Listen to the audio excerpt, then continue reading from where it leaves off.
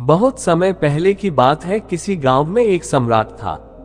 उस सम्राट के पास सब कुछ था, बेशुमार दौलत थी, अच्छी प्रजा थी जो उसका ख्याल रखती थी, उसके आदेशों का पालन किया करती थी और वह भी अपनी प्रजा का खूब ध्यान रखा करता था। उन्हें कभी किसी चीज की कोई कमी महसूस नहीं होने देता था। कहने को तो उस सम्राट के पास सब कुछ था, किसी चीज की कोई कमी नहीं थी, लेकिन उसका मन कभी किसी एक काम पर नहीं टिक पाता था। वह जब भी किसी भी चीज को करने का प्रयास करता तो उसका ध्यान कहीं भटक जाता। इस चीज को लेकर वह बहुत चिंतित रहता था। कई बार वह अपने बगल के राज्य के राजाओं से भी मिला था और सभी ने उसे अलग अलग राय दी थी। सभी ने उसे अलग अलग तरीके बताए थे। जो भी तरीके उस सम्राट ने सुने थे, उन तरीकों को अपने जीवन में उतारा, लेकिन उन उपायों से उसे कोई लाभ ना मिला, जिसके कारण वह हमेशा चिंतित रहता,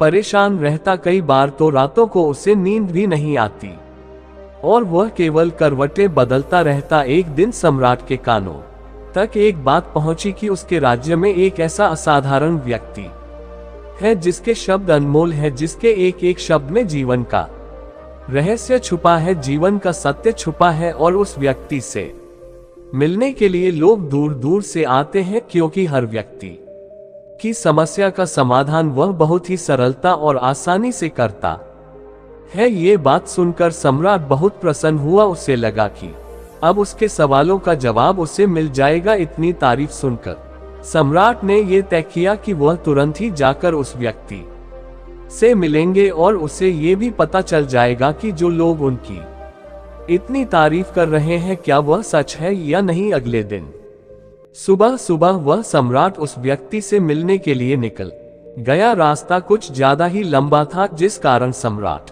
ने बीच रास्ते में आराम किया। वहां पर उपस्थित हर कोई उस व्यक्ति के बारे में जानता था। जब सम्राट ने उनसे उस व्यक्ति के बारे में पूछा तो वे लोग उस असाधारण व्यक्ति की खूब तारीफ कर रहे थे। तभी सम्राट ने सोचा कि लगता है ये व्यक्ति बहुत बुद्धिमान है, बहुत ज्ञानी होगा और प्रभावशाली व्यक्ति होगा, अन्यथा हर कोई उसकी इतनी तारीफ नहीं करता।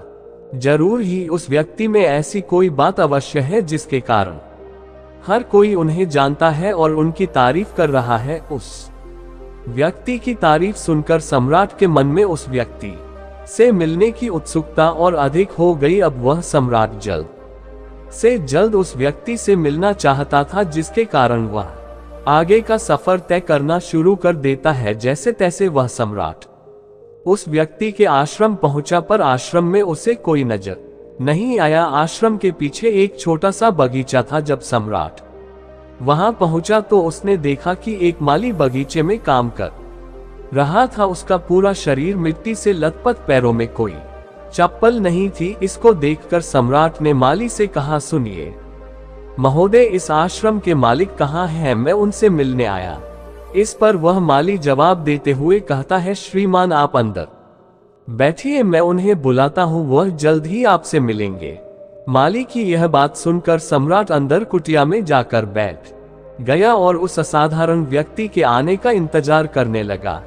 कुछ देर प्रतीक्षा करने के बाद जब असाधारण व्यक्ति उस सम्राट के सामने पहुंचा, उसने देखा कि यह तो वही व्यक्ति है जो बगीचे में काम कर रहा था। सम्राट ने उन्हें नमस्कार किया और बहुत हैरानी से कहा, अरे आप तो वही माली है जो बाहर बगीचे में काम कर रहे थे, लेकिन अब की बार तो माली एक बौद्ध भिक्षु के रूप में आया था। तभी बौद्ध भिक्षु सम्राट से कहते हैं, सम्राट मेरा मजाक माफ कीजिए, मैं बगीचे में छोटा सा काम कर रहा था, मैं ही यहाँ का माली हूँ और मैं ही वह असाधारण व्यक्ति हूँ जिससे आप यहाँ इतनी दूर मिलने आए। कृपया करके अपने आने का कारण बताएं। इस पर सम्राट उन बौद्ध भिक्षु से कहता है, हे सम्राट के मन में नदी के विचार उत्पन्न होने लगे और सम्राट अब बहुत परेशान हो चुका था। जितनी बार वह पौधों को पानी देने का प्रयास करता है, हर बार वह असफल हो जाता। उसका मन उतना ही ज्यादा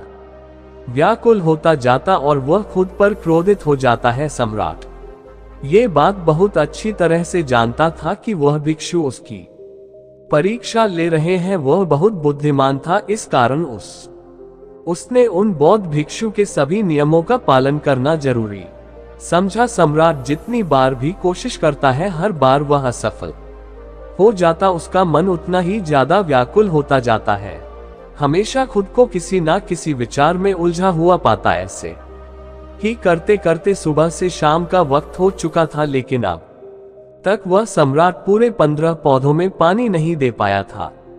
जब बौद्ध भिक्षु लौटकर शाम को वापस आश्रम लौटे तो उन्होंने देखा कि वह सम्राट थक हार कर बैठा हुआ है और तरह तरह की बातों में उलझा हुआ है। तभी बौद्ध भिक्षु सम्राट के पास पहुंचे और कहने लगे, हे सम्राट, मैं तुम्हारी ईमानदारी से बहुत खुश हूं। तुमने अपने कार्य को पूरे मन और लगन के साथ करने का पूरा प्रयास किया, इसलिए जो बात मैं तुम्हें बताने जा रहा हूं उसे बहुत ही ध्यानपूर्वक सुनना और समझने का प्रयास करना। जब हमारा मन विचारों से खाली हो जाता है तब उसमें मन का असली स्वरूप नजर आता है। तब साधारण से साधारण सा काम भी हमें ज्ञान और शांति देता है। इस पर सम्राट उन बौद्ध भिक्षु से कहता है, हे महाराज, पर यह कैसे संभव है? मैं तो जब भी कोई कार्य करता हूं तो मन में कई तरह के विचार उत्पन्न होते हैं और मैं उन विचारों में फंस कर रह जाता हूं और वहां से बाहर निकलने का कोई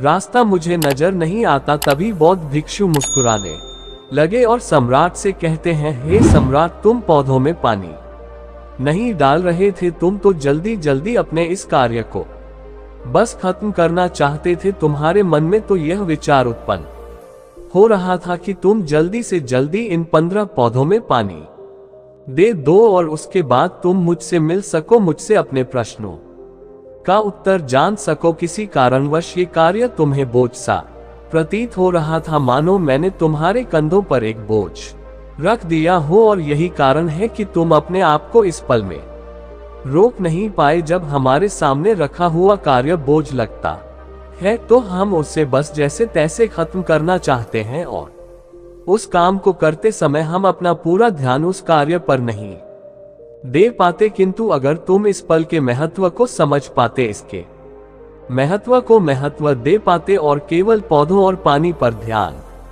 देते तो तुम्हें कोई भी विचार परेशान नहीं कर पाते। इस पर सम्राट कहता है, हे महाराज, मुझे आपकी यह बात समझ में आ रही है कि मैं जल्दी जल्दी इस कार्य को खत्म करके आपसे मिलना चाहता था, जिस कारण मेरा मन इस कार्य में पूरी तरह से नहीं लग सका। लेकिन यह एक पल है जो हम जी रहे हैं, उस पल में रहना बहुत कठिन है। क्या मुझे इसके लिए कोई तपस्या या तप करना होगा? इस पर बौद्ध भिक्षु एक बार फिर मुस्कुराने लगे और सम्राट से कहते हैं, जिस शांत मन की तलाश तुम कर रहे हो वह शांत मन तो पहले से ही मौजूद है, वह तो पहले से ही तुम्हारे भीतर है। इसके लिए तुम्हें कहीं भी जाने की कोई आवश्यकता नहीं है और ना ही तुम्हें कहीं शांत जगह जाने की आवश्यकता है। इसके लिए कुछ जरूरी है तो वह है अपनी सांसों पर ध्यान देना। इसलिए अपनी सांसों पर ध्यान देना सीखो। हम किस तरह से सांसें ले रहे हैं और किस तरह से त्याग रहे हैं, इस बात को देखने और समझने का प्रयास करें। तब तुम्हें ये समझ में आ जाएगा कि तुम्हारा शांत मन तो तुम्हारी सांसों के साथ ही बना हुआ है। उसके बाद तुम चाहो तो कोई भी कार्य करते वक्त भी अपनी सांसों पर ध्यान दे सकते हो। जब तुम कहीं चल रहे हो, कोई ऐसा कार्य कर रहे हो, तो तुम्हें अपनी सांसों पर ध्यान देना चाहिए, या कोई भी ऐसी क्रिया जो तुम्हें वर्तमान से बांधे रखे। इसका एक और तरीका है 2-4 मिनट अपने आसपास की प्रकृति पर गौर करो, देखो कि क्या चल रहा है तुम्हारे आसपास। इससे तुम वर्तमान में आ जाओगे। फिर तुम अब कार्य को जल्दी जल्दी बस यूं ही खत्म नहीं करके उसे पूरे मन से करने का प्रयास करो, जिससे तुम्हारा मन एकाग्र होगा। और जब तुम्हारा मन एकाग्र होगा तो तुम चाहे कोई भी कार्य क्यों ना करो, फिर चाहे वह छोटा हो या बड़ा, तुम्हारा मन उसमें पूरी तरह से विलीन हो जाएगा और वह कार्य ही तुम्हें शांति और ज्ञान भी प्रदान करेगा। ऐसे समय पर हमारे मन में किसी प्रकार के कोई विचार उत्पन्न नहीं हो पाते और जब हम ऐसा करते हैं तो कर्ता और कर्म एक हो जाते हैं और हमारे भीतर की जो शांति है वह प्रकट होने लगती है। हम उसमें मग्न हो जाते हैं। इससे तुम चाहे तो आनंद कह सकते हो या फिर वर्तमान में जीना कह सकते हो और यह अवस्था सरलता से प्राप्त भी कर सकते हो, बस तुम्हें केवल अभ्यास करना होगा। बौद्ध भिक्षु सम्राट से कहते हैं, जो मन मुश्किलों में शांत रहता है, मुश्किलों से भागता नहीं है, केवल सचेत रहता है, वह मन हर परेशानी को पार कर सकता है, हर दुविधा से बाहर निकल सकता है। सम्राट को उन बौद्ध भिक्षु की यह सारी बातें समझ में आ चुकी थी। उसने उन बौद्ध भिक्षु को प्रणाम किया और वहां से वापस वह अपने राजमहल लौट आया। उसने अपनी सांसों पर ध्यान देना शुरू किया और धीरे धीरे इस निरंतर अभ्यास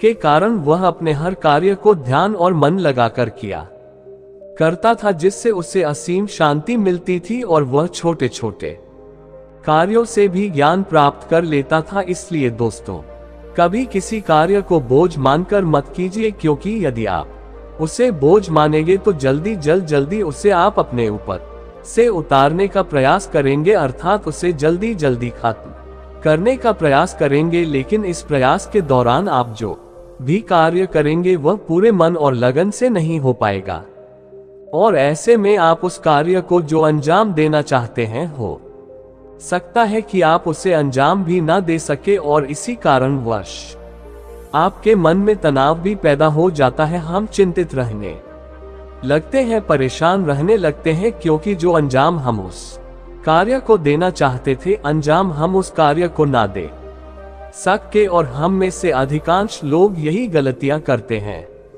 जब उन्हें कोई कार्य सौंपा जाता है तो वह उस कार्य को करने का प्रयास तो करते हैं, लेकिन वह चाहते हैं कि वह कार्य कितनी जल्दी खत्म हो जाए, और वह उस कार्य को करते वक्त अपने आप को वहां नहीं रख पाते, बल्कि उनका मन तो कहीं और ही भटकता रहता है, जिससे हमारा मन हम पर हावी होने लगता है, हमें तरह तरह के विचार दिखाता है और हम उन विचारों में डूबते चले जाते हैं, हम उन विचारों में फंसते चले जाते हैं, और फिर वहां से हमें निकलने का कोई रास्ता नजर नहीं आता, जिससे हमारे मन में तनाव पैदा होने लगता है। हम बहुत परेशान रहने लगते हैं, हम चाहकर भी किसी कार्य को नहीं कर पाते, और जो कार्य हमें वर्तमान की ओर ले जा सकता था, उस दरवाजे को हम खुद ही बंद कर देते हैं, क्योंकि वह कार्य हमें बोझ लगने लगता है। इसलिए जब भी आप कोई कार्य शुरू करना चाहते हैं तो उससे पहले अपना पूरा ध्यान अपनी सांसों पर केंद्रित करें, और फिर आप चाहे तो अपने काम के दौरान भी अपनी सांसों पर अपना ध्यान लगाए रख सकते हैं, और यही सांस का जो ध्यान है यह आपके काम के ध्यान में परिवर्तित हो जाएगा, और इस कार्य में जो भी कठिनाइयां उत्पन्न हो रही हैं उसे आप पल भर में सुलझा देंगे। फिर चाहे कैसी भी विपरीत परिस्थितियां आपके सामने क्यों ना आ जाए, आप उस कार्य को पूरे मन और लगन के साथ पूरा करके ही रहेंगे।